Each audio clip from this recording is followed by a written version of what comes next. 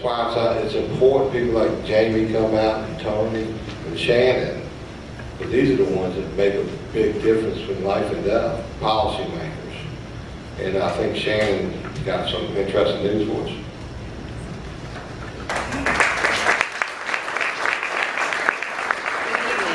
My name is Shannon Taylor, and I am your newly Commonwealth attorney for Henrico County.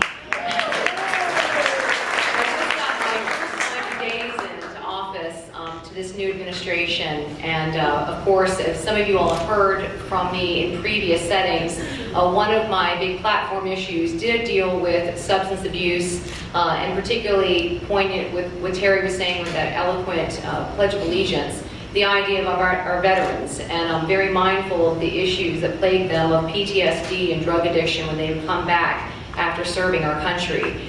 And one of the things that I am very blessed to be able to participate in is I, as Commonwealth Attorney, get to serve on the board for the Henrico County Drug Court.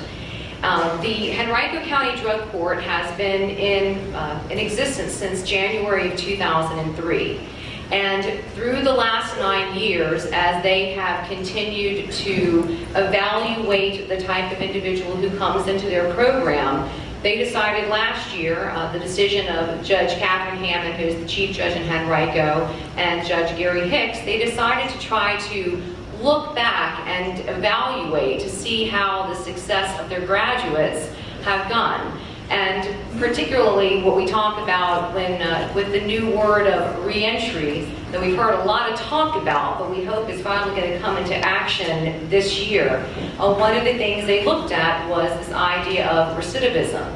The idea that, and with the county Henrico Drug Court program, which I think is different from Tony's program in Caroline County, Henrico's drug court program is a show cause-based program. Meaning when the defendants have the opportunity to participate in the drug court program, they're not doing it to have a charge reduced or have a charge dismissed. They often come to the drug court with at least one felony, but normally 2 felonies. And I think on average of the 56 graduates that were evaluated, they had approximately 866 charges amongst them, which is kind of outstanding and not outstanding in a good way.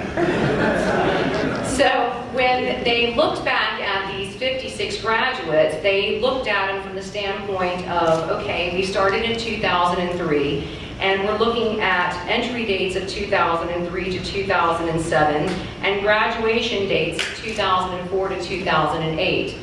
And I was pleasantly surprised, and I can tell you that the judges and the people who have been involved in Henrico County Drug Court from its inception were extremely proud that when they looked at the, and they used a standard of people who committed offenses, both felonies and misdemeanors, allowing them to return back to either jail and or prison, there were 12 out of 56.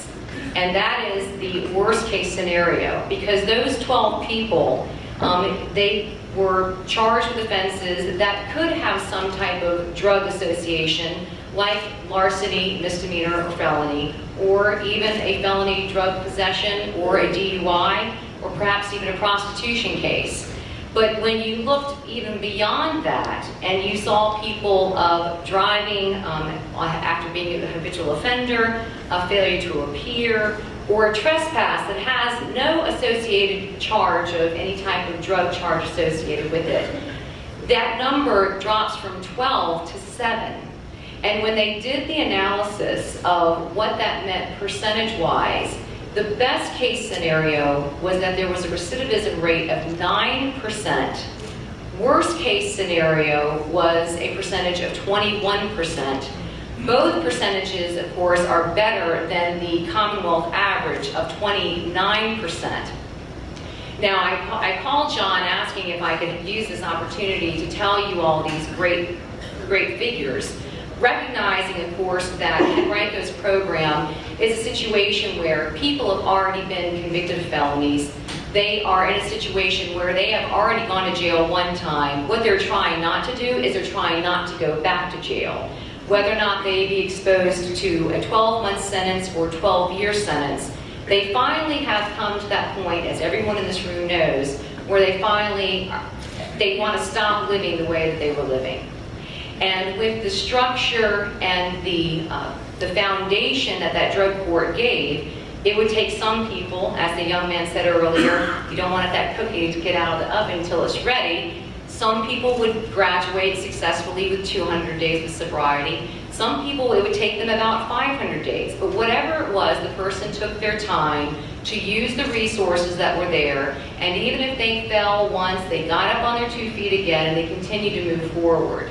And one of the things that this report refers to is it refers to the community service providers like the Healing Place, like McShin, like Boaz and Ruth, and they complement.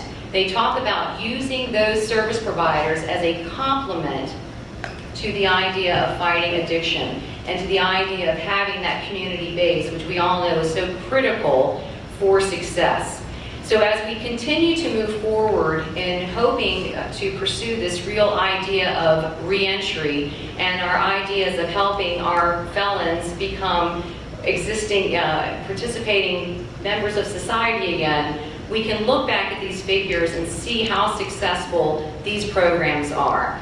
McShin, whether it be the peer-to-peer, whether it be the clinical, whether it be finally having to go to jail, and you finally at that time, there are systems in place that work, and we have to continue to put that message out in society and be the testaments, as you saw here on stage today, that it can be done. Everyone can put their right foot in front of their left foot and move forward and be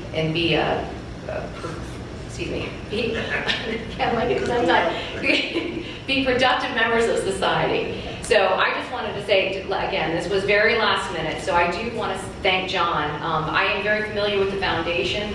Prior to being elected as a prosecutor, I was a criminal defense attorney. I did have clients who participated in the program. Some of them didn't like the hard rules, but some of them were successful graduates. So I know that the system works.